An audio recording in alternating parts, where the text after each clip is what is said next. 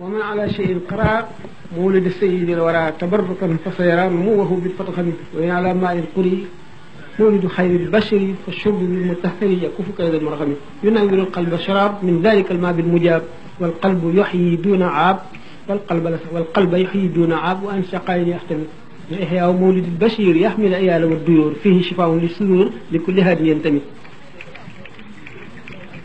loolu lépp ci ngënee li guddi gàmmu gii la mu ne képp koo xam ne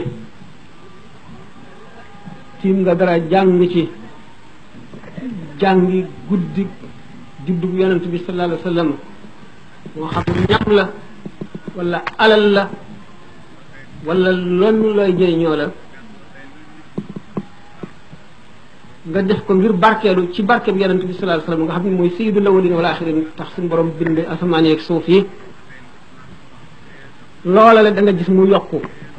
dana dolli maanaam bu dee xaalis bu dee wurus bu dee yére bu dee lu mu doon rek bu fekkee ne jàng nga ko ci ndox moomu ku ci naan dana dundal sa xol te dana ko leeral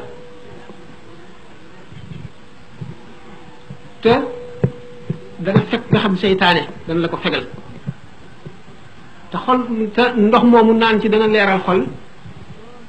ci daraja yonent bi sallallahu alayhi wasallam te dana dundal xol bi di dootu am ayib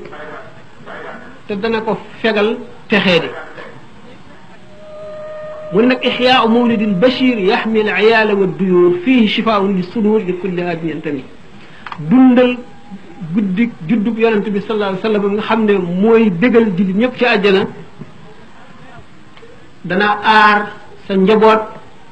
dana aar say kër te nee na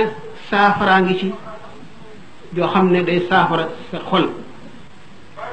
ñeel képp koo xam ne jullit nga askanu ci lislaam waaw kon nag li ñu nekk di ko def dana na ci gën a dëgëral dana ci gën a xemmem loo بسم الله الرحمن الرحيم والعصر إن الإنسان لفي خسر إلا الذين